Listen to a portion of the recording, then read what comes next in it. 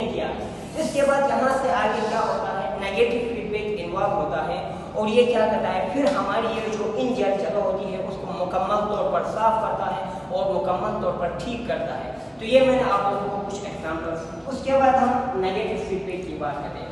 Negative feedback mechanism की एक type है जिसमें क्या करती है, ये हमारी बॉडी को मेंटेन करने का काम करती है। ये एक बहुत मोस्ट इम्पॉर्टेंट एमसीक्यूज भी है कि फीडबैक मैकेनिज्म के अंदर कौन सी टाइप है, पॉजिटिव और नेगेटिव में से, जो कि हमारी बॉडी को मेंटेन करने का काम करती है। तो वो हमारे पास है negative feedback. Negative feedback response के अगेंस्ट काम करती है और काम करने के बाद हमारी बॉडी को क्या करती है, मेंटेन करती है। इसके बाद हमने कहा था अब कैसे करती है। होम्योस्टेसिस एक हमारे पास, मैंने कहा कि एक सिस्टम होती है।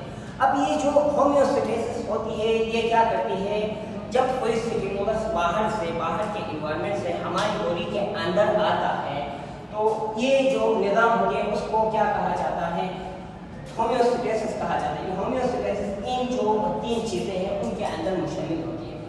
जब कोई stimulus, what is a stimulus? Stimulus होता क्या है, हमारी बॉडी के अंदर एक ऐसी तब्दीली जिसको हमारी बॉडी पहचान सके, तो इसको कहा जाता है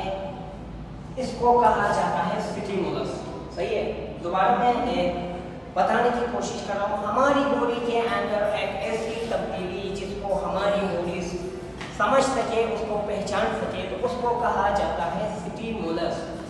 अब ये स्टिमुलस की एग्जांपल आप देखें तो क्या होता है, जब टेम्परेचर ज़्यादा होता है तो हमारी बॉडी के अंदर क्या होता है, फीवर होता है, क्योंकि हमारी बॉडी उसको पहचानती है, फीवर को पहचानती है। ये क्या है, एक स्टिमुलस है।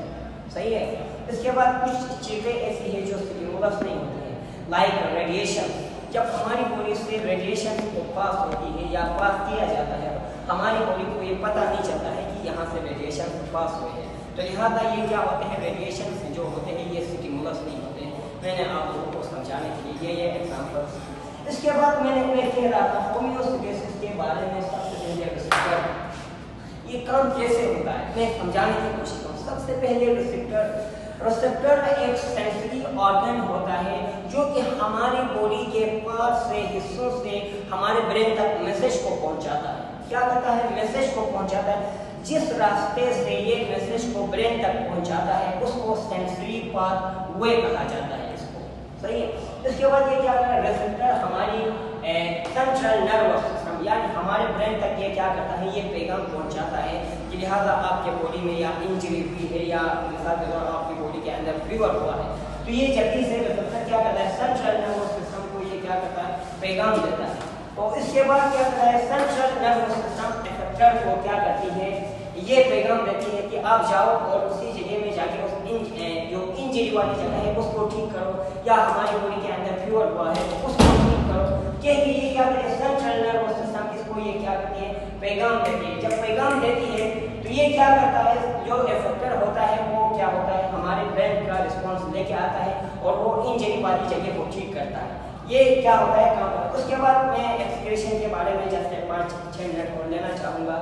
सबसे पहले हमारे पास अमोनिया होता है। हमारी बॉडी क्या करती है, अमोनिया को एज अ वेस्ट प्रोडक्ट के तौर पर हमारी बॉडी से रिमूव करती है। इसके बाद हमारे पास यूरिया भी क्या होता है कि वेस्ट प्रोडक्ट के तौर पर आता है। इसको सिर्फ हम क्या करेंगे, वेस्ट प्रोडक्ट नहीं कहेंगे, क्योंकि एक ये क्या होता है, बेनिफिशियल प्रोडक्ट भी है। ये क्या करता है, हमारी बॉडी के अंदर किडनी के अंदर पानी को जब्त करने में हेल्प होता है ये यूरिया। तो इसीलिए क्या होता है, यूरिया एक बेनिफिशियल प्रोडक्ट भी होता है। इसके बाद यूरिक एसिड हमारे पास क्या होता है, एक वेस्ट प्रोडक्ट होता है जिसको हमारी बॉडी क्या करती है, रिमूव करती है।